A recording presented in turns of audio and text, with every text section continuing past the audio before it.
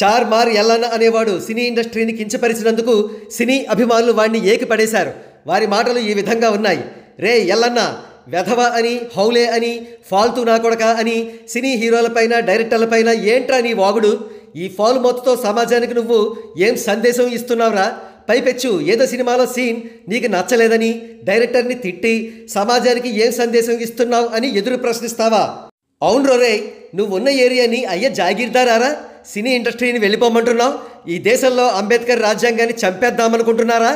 ఈ భూమి మీద నూకలన్నంత వరకు ఈ దేశంలో ఏ మూలకైనా వెళ్ళి సగర్వంగా బ్రతికే హక్కు మనకు రాజ్యాంగం ఇచ్చిందిరా, తెలుసుకో. ఆ నూకలే నిండుకున్న నాడు నువ్వు నీ ఏరియాలోనే ఉండవు, చచ్చి పైకి పోతావు, తెలుసుకో.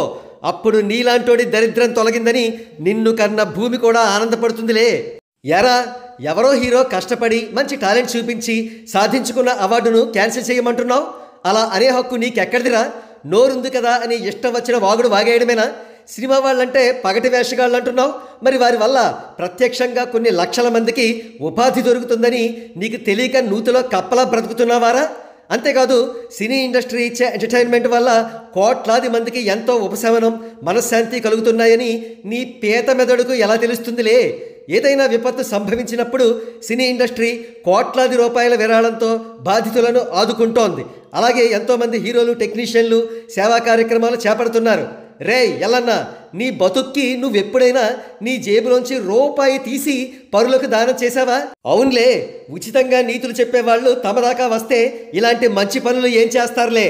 ఇక ఫినిషింగ్ టచ్ రా. నీ బతుక్కి నీ రేంజ్ ఎంత అంటే సినిమా వాళ్ళ కాలి గోళ్లలో ఉండే మట్టి కంటే కూడా నువ్వు హేనోరా.